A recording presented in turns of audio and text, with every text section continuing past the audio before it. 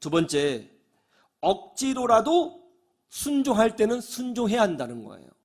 마태복음 21장 28절 한번 찾아볼까요? 여기 아주 재밌는 말씀이 있어요.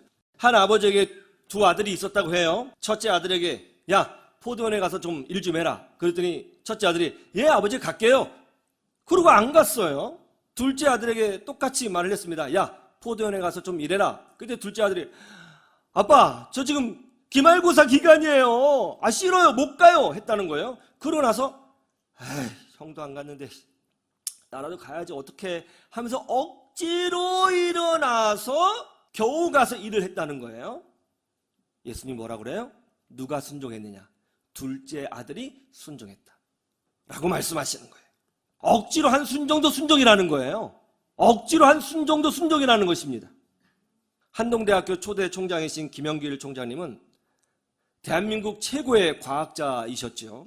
미국 과학계에서도 크게 인정을 받았고요. 미국 나사에서도 굉장히 인정을 받은 그런 학자였습니다. 그리고 미국에서 이 과학계에 엄청난 상들을 많이 수상하신 분이세요. 한국에 와서는 카이스트 교수로 있었는데요. 카이스트 교수 안에서 가장 많이 연구를 하는, 국가에서 밀어주는 그 교수였습니다.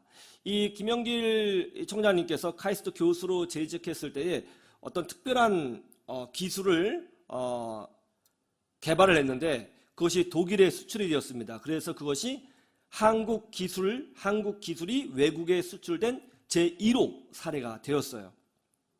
그 정도로 한국 과학계에서 굉장한 영향력을 미치고 있었던 분이 김영길 총장이셨습니다.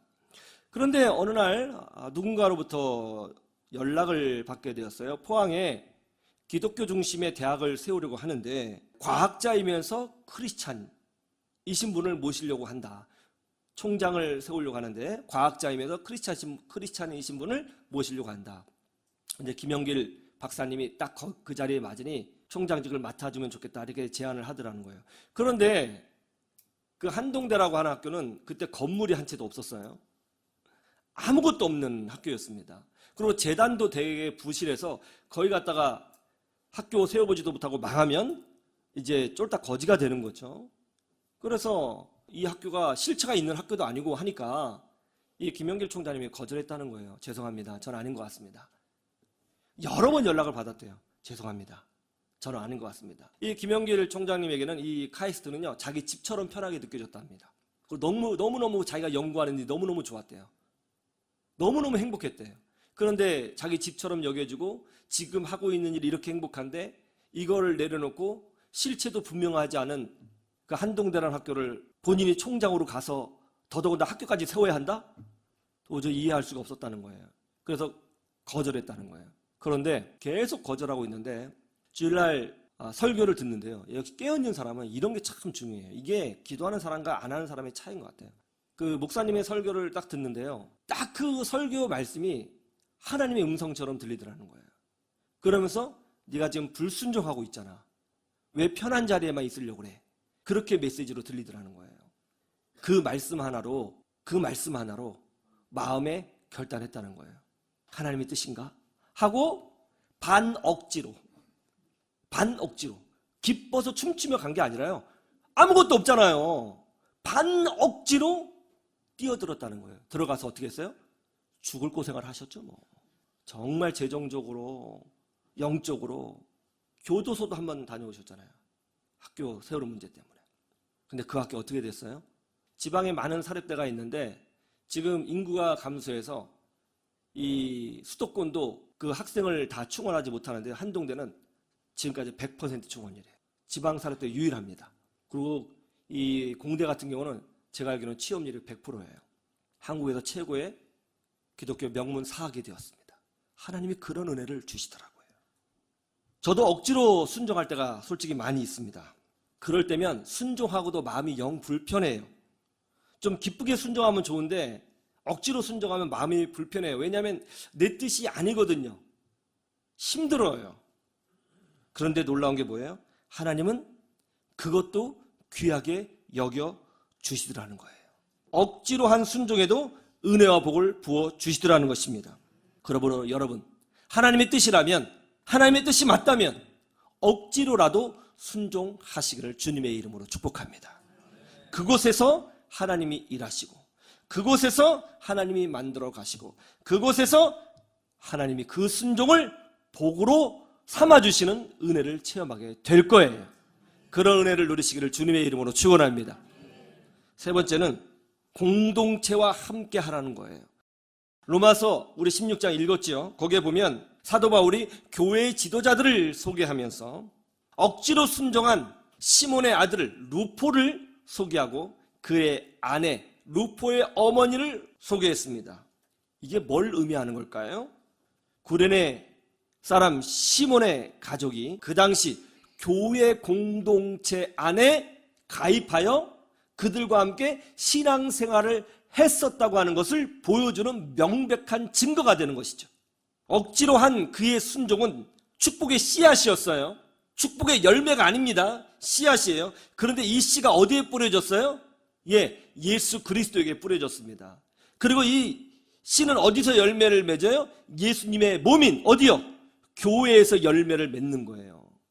교회 공동체 안에서 우리는 하나님의 은혜와 축복을 누리는 거예요. 여러분, 교회가 영적으로 보면 뭔지 아세요? 어머니예요.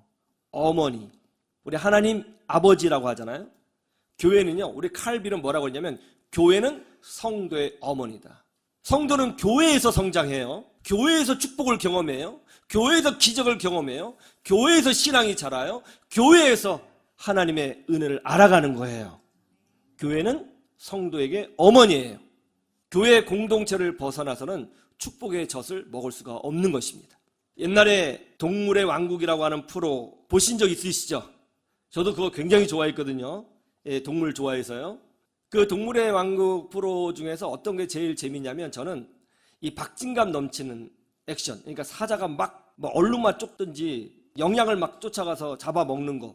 저는 무슨 생각을 했냐면 사자는 힘이 세서 언제든지 얼룩말을 잡아먹을 수 있다고 생각을 했어요.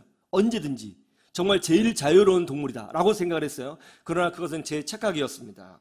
아무리 강한 사자도 얼룩말이 똘똘 뭉쳐있는 곳에는 함부로 그 안에 들어가지 못한대요. 왜냐하면 함부로 그 안에 들어갔다가 얼룩말의 강한 뒷발에 차이게 되면 갈비뼈가 부러진다고 그래요. 그러면 사자도 죽는답니다. 그래서 사자는 절대로 얼룩말 무리가 모여있는 곳에는 절대로 들어가지 않아요.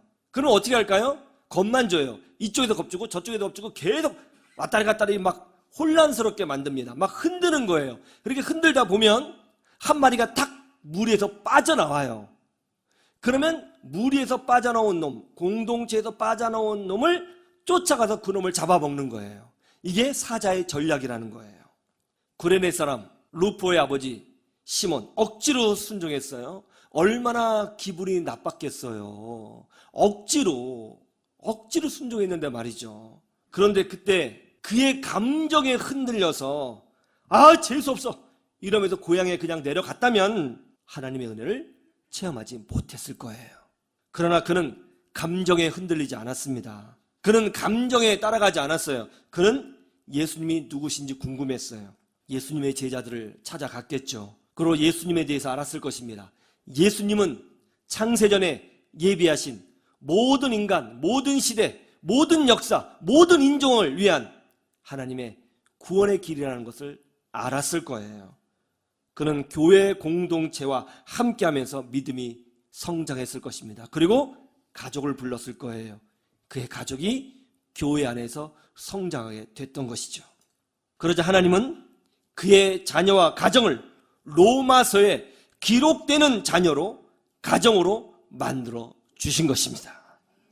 성도는 교회에서 성장하고요, 교회에서 기적을 체험하고요, 교회에서 축복을 경험하고요, 교회에서 하나님과 동행하는 은혜가 무엇인지 발견하게 되는 거예요.